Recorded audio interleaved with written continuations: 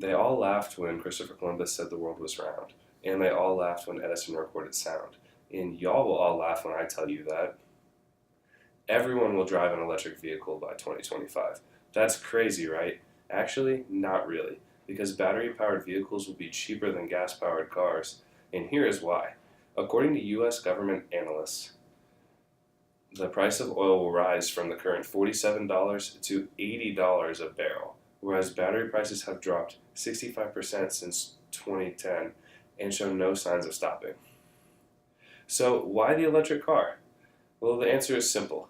The US government has passed zero emission vehicle mandates, which require automakers to bring 3 million electric vehicles to the United States by 2025 or face severe financial penalties.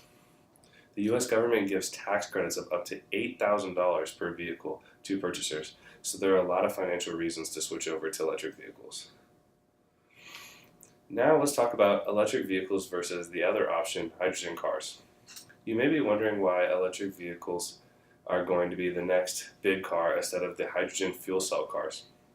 Hydrogen cars have many upsides. The mileage you get out of the hydrogen cars is perceived to be more adequate than what you get from batteries. That sounds good.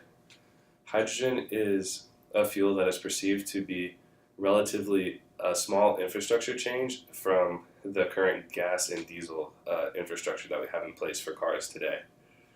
So hydrogen cars are effective and offer similar cost and power as electric vehicles, but they aren't probable because they would be a massive waste. What I mean by this is it takes 3 to 6 times more energy than an electric vehicle and solar and wind infrastructure, and many times more water than even gasoline uses. Now, the biggest argument that people have against electric cars is that you can't drive long distances because there isn't enough places to charge up. This is an image from Forbes.com of all the charging stations nationwide. And there are over 300 charging stations in Texas alone that give you plenty of places to charge. Now, what is the US's reasoning for providing these huge financial incentives to switch over to EVs? Well, the biggest question is, why would the US spend all this money on bringing more electric vehicles to the US? But the answer is simple: imported oil. Imported oil has been the center of arguments on why we need to switch to EVs since the beginning, but it still remains an important argument.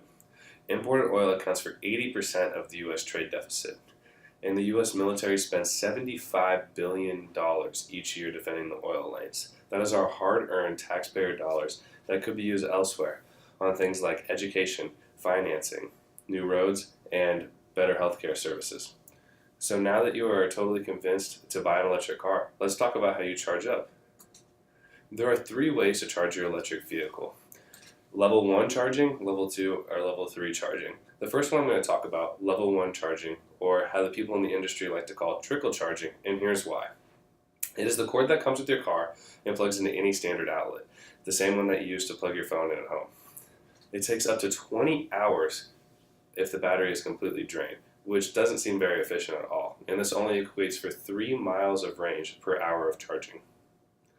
The next one is level 2 charging, or EVSE, which stands for Electric Vehicle Supply Equipment. This is a wall mount unit which is installed in almost every single electric vehicle car owner's home. It only takes 3 to 8 hours to charge a completely drained battery, which is perfect because you get off work, you come home, sleep for 8 hours, and your car is ready to go the next day. This equates to 35 miles of range per hour of charging. Now the next one, which is the fastest charger on the market, is called level 3 charging, or DC fast charging. It charges a completely drained battery in just 15 to 20 minutes, and that equates to 150 miles of range per hour of charging. That's a huge battery. What is incredible is that this incredibly fast method doesn't actually hurt the longevity of battery use in your car. Now, Trump has recently repealed some of the electric vehicle zero emission mandates, requiring you to spend a little bit more money on your car instead of the government giving you some more tax incentives. However, almost all of the US oil comes from the Middle East, and Trump's recent intervention in the Middle East could hurt our chances of receiving this oil. So electric vehicles are still on the table, and you're here to stay. So, save the world and your wallet. Start saving for an electric vehicle. Thank you.